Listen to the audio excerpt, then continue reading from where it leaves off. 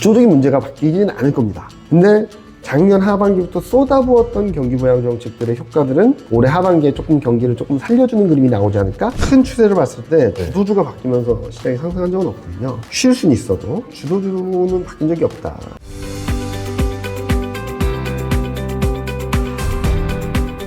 그러면 중국은 지금 경제가 좀 살아난다 보세요?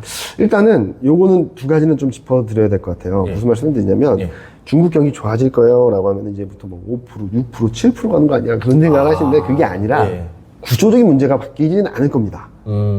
실업률이 갑자기 떨어지고 부동산이 갑자기 호황되고 그러진 않을 거예요. 예. 근데 작년 하반기부터 쏟아부었던 경기 부양 정책들의 효과들은 올해 하반기에 조금 경기를 조금 살려주는 그림이 나오지 않을까? 라는 생각을 하는 거죠. 예. 쉽게 말씀드리면 큰 경기 트렌드는 좀 중국은 좀 둔화되는 사이클인데 이 안에서 지금까지는 이것도 둔화되고 사이클도 떨어졌다면 올해 하반기 내년 상반기까지는 좀 사이클이 올라오는 그림이 나오지 않을까? 이 정도의 그림으로 봐주시면 될 것 같아요. 기술적 반등 정도. 네.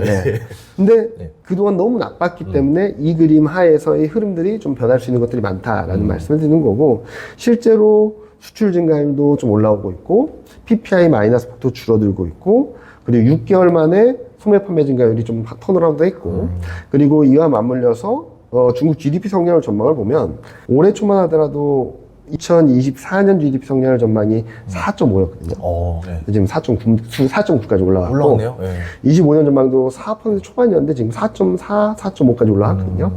그러니까 잘 생각을 하면 작년 7월 달부터 경기 부양 정책을 쏟아냈고 11월 달부터는 재정 정책을 엄청나게 쏟아부었고 네. 올해 2월 달에는 지준율이나 3월 달에는 기준금리나 최근까지 부동산 부양 정책, 증시 부양 정책 막 쏟아냈어요. 예. 그게 시차를 두고 반영되고 된다고 본다면 올해 하반기는 우리가 많은 투자자분들이 걱정했던 것보다 좀 나은 그림들을 보여줄 수 있겠다라는 말씀을 드리고 있습니다. 예를 들어 그러면 지금 중국의 경기가 안 좋으니까 이제 재고들을 헐값에 맞아요. 해가지고 덤핑해서 뭐 한국에도 밀고 미국에도 밀고 이제 알리테무처럼 이렇게 밀었는데 경제가 좋아진다 그러면 다시 이제 생산을 또 이제 하면서 재고도 이제 하면은 제품 가격이 올라갈 거 아니에요. 그리고 원자재를 다시 또 빨아들이니까 하반기는 어렵다 하더라도 한 내년쯤에 미국 경제가 이 상태에서 중국 경기까지 오면 원자재 가격이 떠버리는 거 아닌가? 그 흐름들을 보려면은 중국이 아까 말씀드렸듯이 이 트렌드가 이렇게 올라가야 되겠죠. 작은 반등은 안 된다? 네. 이 트렌드가 유지되는 가운데 경기 사이클이 좀 올라온다라고 해서 과거와 같은 이때와 같은 수요를 기대할 수 있을까? 그거는 쉽지 않다라고 생각하는 거죠. 물론 경기가 살아나고 수요가 회복되고 달러가 하락하고 채권금리가 안정되게 된다면 올라오겠죠, 원자재 가격들은. 그런데 이전처럼 뭐 유가가 100달러하고 120달러하고 그런 그림 되게 어렵다. 그리고 오펙 플러스 회의에서도 감산의 규모들을 점차 줄여나가겠다라고 얘기한 상황이고, 뭐 그런 것들을 염두에 두고 본다면 원자재 가격이 오르긴 하겠지만 옛날처럼 급등을 한다거나 레벨 자체를 끌어올리는 그림들은 좀 아직까지 가능성이 높지 않다. 중국 경기가 뜨거워진다라고 하면은 좀 가능성이 있겠지만 아직까지는 그 가능성 높게 보진 않고 있다라고 생각해 주면 될 것 같습니다. 알겠습니다. 미국 증시는 정말 43757을 뚫어버리고 헐벌 날아버렸는데 이게 조금 오버슈팅 아니냐 이런 얘기도 있어요. 이거 어떻게 보세요? 저도 그 부분을 되게 고민하고 있어요. 솔직히 말씀드리면 단기 오버슈팅은 맞다. 단기 오버슈팅이 많아져서 그래서 제가 그래서 7, 8월 달에 좀 조심하자 아니면은 8월쯤 조심하자라는 말씀드린 거. 이유가 지금 미국 증시가 좀 단기적으로 너무 올라서 쉬었다 가야지 더 갈 수 있다라고 생각하거든요. 여기서 올라가면 언젠가 이렇게 꺾이는 그림이 나올 수밖에 없다라고 생각하고 있어서 저는 7월까지는 더 올라갈 수 있다 하더라도 7월 FMC 전후부터는 좀 꺾이는 모습들을 보여주지 않을까라는 걱정을 하고 있고 그 가장 큰 이유가 미국 증시 때문이다라고 보면 될 것 같아요.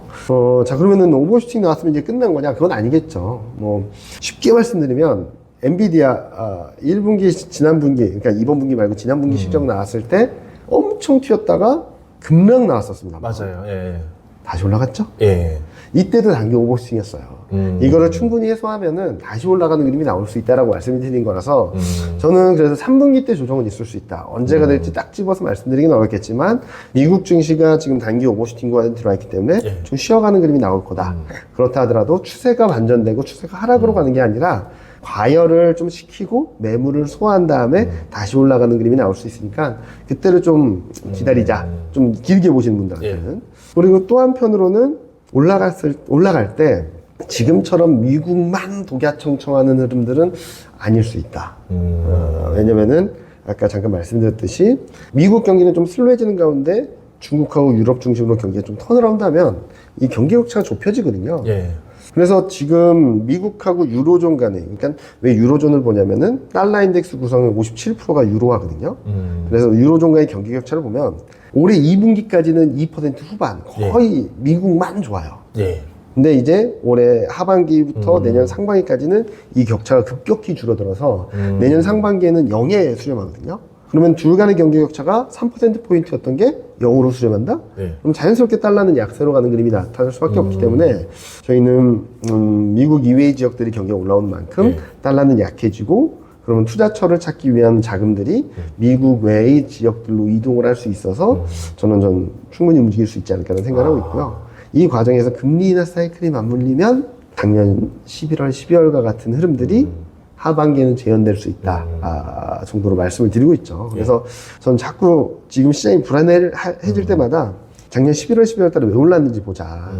채권금리가 내려왔고 달러도 안정됐고 원달러율 안정됐고 이 와중에 외국인 현선물 순매수가 계속 들어오면서 저점 대비 17%가 튀었는데 이 과정 흐름들을 보면은 반도체 플러스 성장주가 움직였다. 아까도 말씀드렸듯이 성장주 비중이 높으니까 성장주가 움직여야지 좀 시장이 가볍게 움직이거든요. 그런 그림들이 하반기에 나오지 않을까라는 전망을 드리고 있습니다.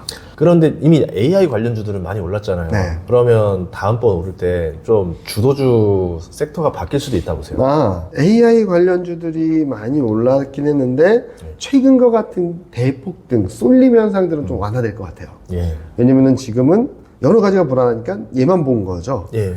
근데 워낙 과열됐으니까 지금 굉장히 조정을 받고 있는데 아마 조정을 받겠죠. 그 다음에 움직일 때는 지금과 같이 폭등세라기보다는 완만한 우상향, 시장을 끌고 가는 정도의 힘이 있을 거고 나머지는 시장이 올라왔을 때 같이 움직였던 애들. 무슨 말씀을 드리냐면 제가 자꾸 11월, 12월 얘기를 말씀을 드리는데 그때 급등 이후 시장은 등락은 있었지만 큰 폭의 상승은 없었어요. 그렇죠? 그러면은 작년 11월, 12월 달에 올랐다가 최근까지 쉬는 게 주도주일까? 작년 11월, 12월 달에는 좀 쉬었다가 최근 코스피가 등락을 보이면서 최근 2,800을 넘긴 했지만 등락을 보일 때 차별적으로 올랐던 애들이 주도주일까? 그래서 자꾸 11월, 12월 달을 보자는 말씀을 드리는 거죠. 왜냐면은 주도주로서 시장을 여기까지 끌어왔고 2270에서 2610까지 끌어왔고 그 다음에 좀 쉬는 애들이 생긴 거죠. 그러다가 다시 움직일 때는 뭐가 움직일까를 봐야 되는 거죠. 전 이때 움직였던 애들이 다시 움직일 거라고 생각하는 거거든요. 그래서 반도체도 움직이긴 하겠지만 최근과 같은 급등세는 좀 진정될 것이고 이 자리를 성장주들이 좀 자리매김하면서 코스피 레벨을 3,100 이상으로 좀 끌어올리지 않을까라는 예상을 하고 있습니다. 생각해봐야 될 것 중에 하나는 몇 개 없는데 아무도 안 쳐다보다는 거죠. 지금 주도주 하지만 언론이나 이런 데 나오는 주도주들은 계속 바뀝니다. 근데 큰 추세를 봤을 때 주도주가 바뀌면서 시장이 상승한 적은 없거든요. 쉴 수는 있어도.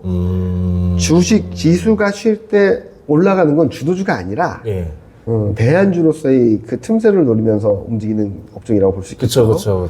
그래서 저는 주도주는 바뀐 적이 없다. 코로나 때도 움직였던 애들. 최근에도 움직였던 애들. 얘네들 공통적으로 보면 뭐 중간중간에 좀 엇갈리는 그림이 나올 수는 있겠지만 저는 반도체 플러스 성장주가 이번에도 시장 레벨을 끌어올리는 힘을 보여주지 않을까 하는 생각을 하고 있습니다. 작년 말 올해 초에 금융 자동차 이렇게 튈 줄 아셨나요? 상상 못했죠. 금리가 안 떨어지는데 자동차가 튄다고? 그리고 최근 기기업종을 올해 초에 본 사람들이 있었는가요? 많이 없었죠. 무슨 말씀을 드리냐면 시장을 끌어올리는 종목들, 뭐 주도주는 뭐 계속적으로 반복된다고 말씀드리고 있지만 잊혀질 때쯤 다시 움직인다 생각을 하고 있어서 저는 뭐 최근 2000년도 인터넷도 생각했던 것보다 레벨을 좀 많이 떨어뜨려 놨는데 좀 언더슈팅을 하고 있고 좀 관심 있게 바라보자라는 차원에서 계속적으로 말씀을 드리고 있습니다. 어쨌든 한국 증시가 좀 덜 올랐잖아요. 맞아요. 미국 증시만으로 못 올랐는데 한국 증시가 좀 덜 오른 이유가 뭐예요? 뭐 똑같은 맥락인데 금리 때문이에요. 올해 5월 달까지를 보면 대만, 미국, 유럽 다 10% 이상 다 올랐고요. 하다못해 홍콩하고 중국도 플러스였습니다. 근데 5월까지 코스피는 연초유 마이너스 0.7이었거든요. 그냥 나빠라고 하면은 나쁜 거겠죠. 근데 왜 나빠라고 보면은 언제 못했을지 보면은 1월, 4월, 5월이에요. 2, 3월에는 괜찮았어요. 예. 1월, 4월 달은 뭐였냐면 금리가 반등했을 때입니다. 2월, 3월은 금리가 플랫했을 때고 5월은 또 뭐였냐면 성장주 실적이 좀 부진해. 기체전지랑 제약바이오 부동 실적이 부진했고 5월 중순 이후부터는 금리가 튀었어요. 자, 반대로 한국이 좋았어 라고 했을 때가 언제였냐면 11월, 12월이었죠. 그때는 채권금리가 5% 왔다 갔다 하던 게 3.8까지 떨어졌죠. 그러니까 채권금리 등락에 따라서 코스피가 상대적 우위를 보이고 좀 열의를 보이고 하는 그림인데 6월 달에도 마찬가지예요. 채권금리가 레벨 다운 되니까 지금 코스피가 최상위권에 위치해 있습니다. 답답해 보이실 수는 있어도. 네. 이번에 뉴스 그거 봤거든요. 주택담보대출 금리 2%대 등장했다. 금리가 많이 내려오긴 내려온 거네요. 내려왔어요. 그리고 또 하나는 국내는 지금 조기 금리 인하해야 된다라는 얘기들이 나오면서 생각보다 많이 떨어져 있거든요. 근데 뭐 주택담보대출 보시면은 뭐 우대금리가 좀 여러 가지 좀 먹여서 그렇게 된 거예요. 네네 그렇죠. 그런데 여튼 많은 분들이 생각하는 것보다 실질 금리들은 좀 많이 떨어지고 있는 것이 아닌가. 특히 한국 같은 경우는 기준금리 레벨도 미국보다 좀 낮고 또 하나는 경기에 대한 불확실성이 좀 크다 보니까 채권금리가 좀 내려가는 속도가 좀 빠르지 않나 라는 생각을 하고 있어서 좀 과하다 싶어도 뭐 저는 충분히 갈 수 있는 레벨이다라고 생각하고 있습니다. 그럼 금리가 떨어졌을 때 네. 어쨌든 미국도 떨어질 거고 한국도 떨어질 건데 기왕이면 떨어졌을 때 좀 금리에 대한 수혜 폭이 큰 업종이 따로 있을 거 아니에요. 그렇죠. 어떤 업종들이 가장 영향을 좀 크게 일단은 받아요? 기본적으로 성장주죠. 왜냐면 금리가 레벨 자체가 올라오는 과정에서 특히 작년 말 올해 초에 3.7, 3.8에서 지금 4.4, 4.5까지 올라오는 과정에서 계속적으로 억눌렸던 성장주들이 튀어오르는 힘이 제일 셀 거라고 생각하는 거고. 성장주. 네. 또 하나는 경기가 살아날 수 있겠다라는 생각을 하게 된다면 경기 민감주겠지만 그거는 좀 봐야 될 것 같아요. 왜냐면은 이미 경기 민감주라고 할 수 있는 기계, 자동차 많이 올랐어요. 그러네요. 네. 그래서 자꾸 찾다 보면 성장주밖에 안 남는 것 같다는 생각을 하는 거죠. 저는. 네. 그리고 금융주 같은 경우는 금리나 사이클에서 조금은 쉽지 않을 수 있거든요. 그래서 지금은 너무 뜨겁긴 하지만 그리고 밸류업 프로그램의 최대 수혜 업종이긴 하지만 내년 실적에 대한 것들을 좀 더 체크해보자. 왜냐면은 내년 실적이 그렇게 세지 않다라는 전망들이 아직까지 우위를 보이고 있거든요. 그런 것들을 조금 본다면 그래서 돌고 돌아서 다시 성장주. 그래서 반도체 플러스 성장주를 계속적으로 말씀드린 이유는 이런 사이클에서 가격 메리트도 있고 하반기 실적도 좀 기대해 볼 수 있고 그리고 채권금리가 떨어진 데 따른 수혜를 볼 수 있는 업종들이 뭐냐 찾다 보면 성장주가 대표적이다라고 생각하는 거죠. 또 하나는 금리 인하되고 채권금리가 떨어지면 요 달러가 약세로 가게 된다면 원자재 쪽들도 좀 레벨을 올릴 수 있겠죠. 그래서 저는 2차 전지를 본다면 소재 쪽이 조금 더 매력적이지 않을까? 최근 2차 전지 소재가 또 한 번 레벨 다운된 이유가 뭐 여러 가지 원자재 가격들이 더 떨어졌다라고 한 이유, 뭐 중국이 2차 전지 생산을 좀 줄인다라고 했던 이유이긴 한데 그런 맥락을 본다 하더라도 2차 전지는 지금 레벨에 있을 건 아니다. 하반기에는. 그렇게 본다면은 다들 이렇게 안 쳐다볼 때 모아가는 게 더 유리한 환경이 되지 않을까라는 생각을 하고 있습니다.